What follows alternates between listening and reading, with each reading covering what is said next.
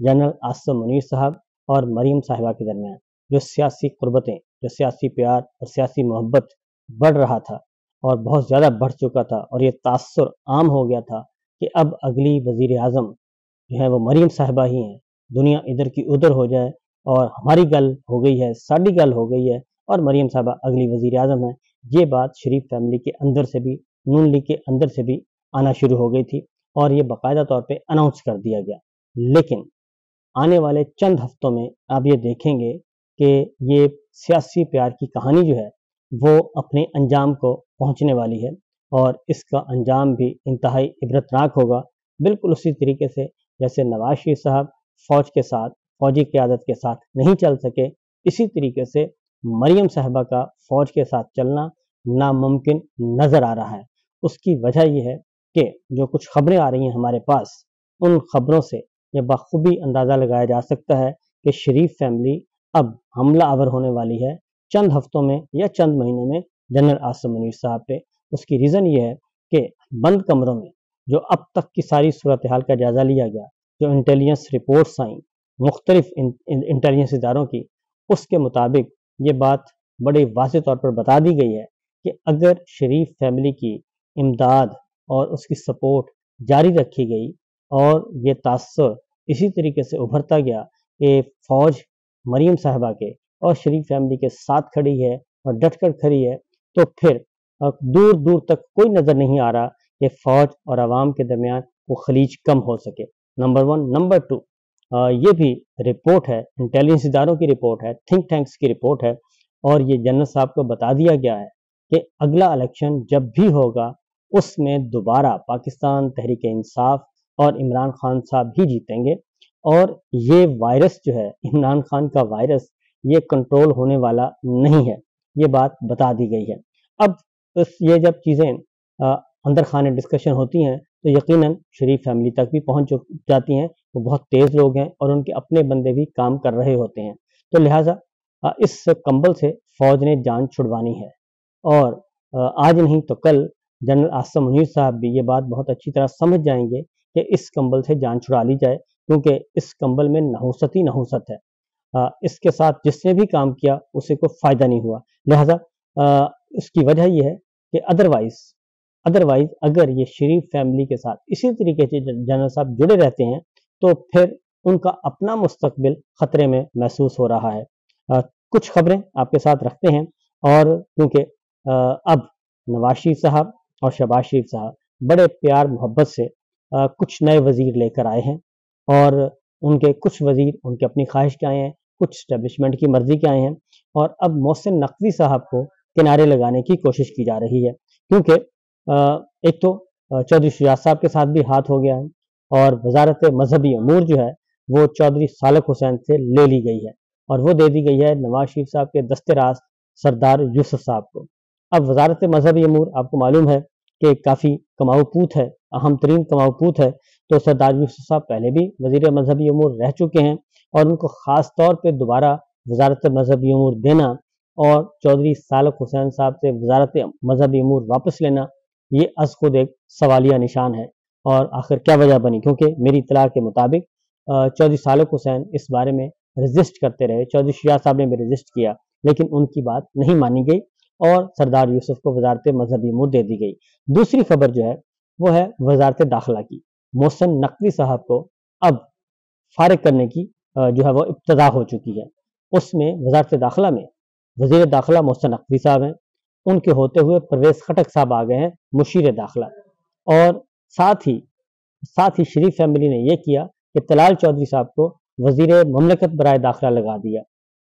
और दोनों बातें जो हैं चौधरी तलाल चौधरी साहब को जो लगाया जाना है इसका वो तो है अपना बंदा, वो नज़र रखेगा, वो सेक्रेटरी को कंट्रोल करेगा, वज़ारत दाखिला के अंदर के मामला FIA को देखेगा। ये सारी चीज़ों को अपने कंट्रोल में लेने के लिए ये सब कुछ किया गया है, क्योंकि मरीम साहिबा जो हैं और शहबाज शरीफ साहब, नवाज शरीफ साहब मोहसिन नकवी साहब से मुतमईन नहीं थे और मोहसिन नकवी साहब जो हैं वो बराह रास्त हिदायत लेते हैं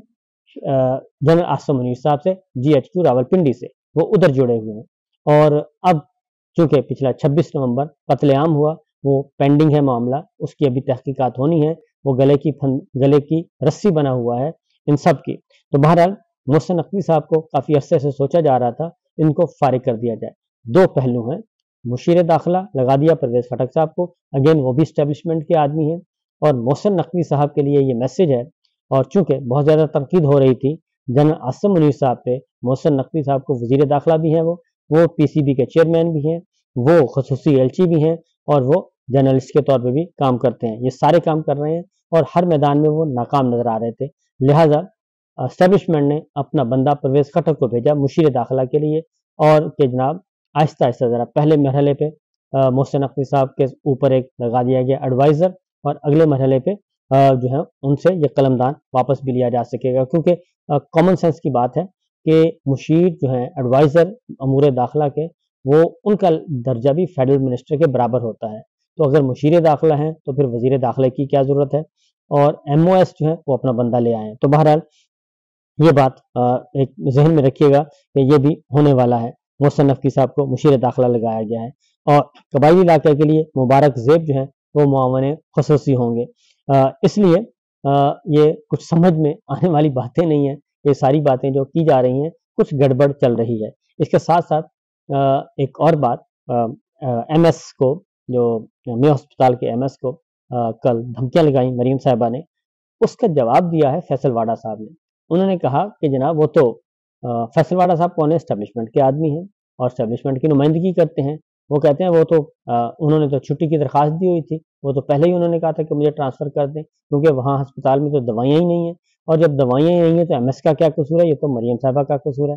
تو فیصل واڈا جو ہیں وہ بھی مریم صاحبہ کو، نون لیگ کی حکومت کو، ان کی کابینہ کو مسلسل ٹارگٹ کیے ہوئے ہیں. اور فیصل واڈا صاحب کا میسج جو ہے وہ کہاں سے آتا ہے وہ میں بھی جانتا ہوں، آپ بھی جانتے ہیں. لہٰذا یہ بھی ایک چل رہا ہے سلسلہ. اس کے بعد ہے جی تیمور جھگڑا صاحب کہتے ہیں کہ آرمی چیف جو کہتے ہیں کہ دہشت گردی جو ہے وہ افغانستان سے آ رہی ہے، تو پھر پہلی ذمہ داری جو ہے وہ آرمی چیف کی ہے کہ وہ بارڈر کو کنٹرول کریں، کیونکہ بارڈر کنٹرول کرنا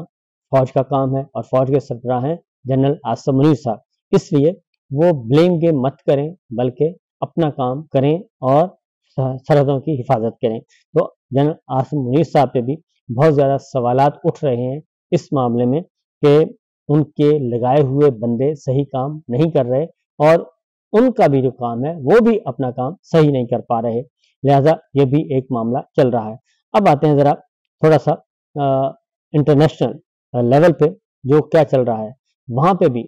ادھر مسلم لیگ نواز جو ہے وہ، اور عاصم منیر صاحب کا ایجنڈا خطرے میں ہے جو کہ مشترکہ تھا. دوسری جانب پاکستان جو ہے وہ، اور جنرل صاحب جو ہیں خود بھی ظاہر ہے وہ خود لیڈ کر رہے ہیں، تو ان کا معاملہ بھی ایسا ہی ہے کہ وہ ایک طرف امریکہ ہے اور ایک طرف چائنا ہے. وہ دو ممالک کے درمیان سینڈوچ بنے ہوئے ہیں، اور یہ بلکہ پاکستان سینڈوچ بنا ہوا ہے. جو خبریں آ رہی ہیں وہ ہے کہ چائنا نے سی پیک سیکورٹی کے لیے اپنی فورسز بھیجنا شروع کر دی ہیں،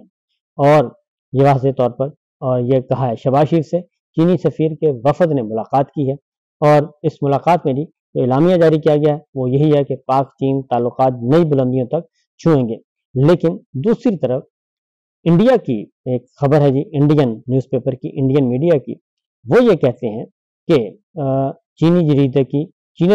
جریدہ تو پہلے ہی کہہ چکا ہے کہ چین نے پاکستان میں اپنے ورکر اور سی پیک منصوبوں کے لیے سیکورٹی مانگ رہے تھے وہ کہ اپنی پیپلز لبریشن آرمی جو ہے وہ آئے گی، اور وہ اسلام آباد کا انتظار کر رہے تھے کہ ہمیں بتایا جائے. لیکن اب جو انڈین میڈیا ہے وہ یہ کہہ رہا ہے کہ انکشاف کیا ہے کہ چین نے کراچی میں اپنی فورسز کے لیے کمانڈ سینٹر بنا لیا ہے، اور اپنی فورسز کے اہلکار بھی بھیجنا شروع کر دی ہیں، جن کے لیے الگ سے ہاسپٹل بھی بن رہا ہے خاص طور پہ. اور رپورٹ میں یہ بھی بتایا گیا ہے کہ 2022 میں عمران خان کی حکومت کے خاتمے کے بعد جب ملک میں عدم استحکام کا شکار ہوا ملک، تو چین نے پاکستان میں اپنی فورسز کی موجودگی یقینی بنانے کا نہ صرف فیصلہ کیا بلکہ اس پر عملی اقدامات بھی کرنے شروع کر دیے، کیونکہ چین کو محسوس ہو رہا تھا کہ پاکستانی فورسز جو ہیں وہ بیجنگ کے ساتھ ڈبل گیم کھیل رہی ہیں. یہ چینی اخبار کلیم کر رہا ہے، یہ انڈین اخبار کلیم کر رہا ہے. اسی طرح کی رپورٹ جو ہے وہ چینی میڈیا بھی دے چکا ہے، لیکن اس بارے میں ہمارا دفتر خارجہ اور ہمارے متعلقہ محکمے خاموش ہیں۔ اس کے ساتھ ساتھ اس میں یہ بھی کہا گیا ہے کہ ڈیفنس ہاؤسنگ اتھارٹی نے کراچی میں چینی اہلکاروں کے لیے ایک سوسائٹی بھی قائم کر دی ہے، یعنی کہ DHA میں، جہاں فورسز کا انٹیلیجنس کمانڈ سینٹر قائم کیا جائے گا اور جہاں سے چینی فورسز سرویلنس کریں گی اور ہر کام پر نظر رکھیں گی۔ یہ انڈین میڈیا یہ رپورٹ کر رہا ہے، اور یہ بھی انکشاف کیا گیا ہے کہ چینی منصوبوں اور ورکرز کا نشانہ بننے والے بلوچوں کے ساتھ چائنا کی انڈرسٹینڈنگ ہو گئی ہے، اور چائنا کو بلوچ شدت پسندوں نے یہ یقین دہانی کروا دی ہے کہ جناب ہم آپ کے راستے میں نہیں آئیں گے، آپ نے ہمارے مفادات کا تحفظ کرنا ہے۔ یہ ایک الگ سے خطرناک اور بہت ہی سنجیدہ رپورٹ ہے۔ اس کے ساتھ ساتھ یہ تو صورتحال ہے، کیونکہ یہ سچویشن تو یہ خارجی سطح پہ میں نے آپ کو بتائی ہے، امریکہ اور چائنا کے بٹوین جو سینڈوچ ہم بنے ہوئے ہیں۔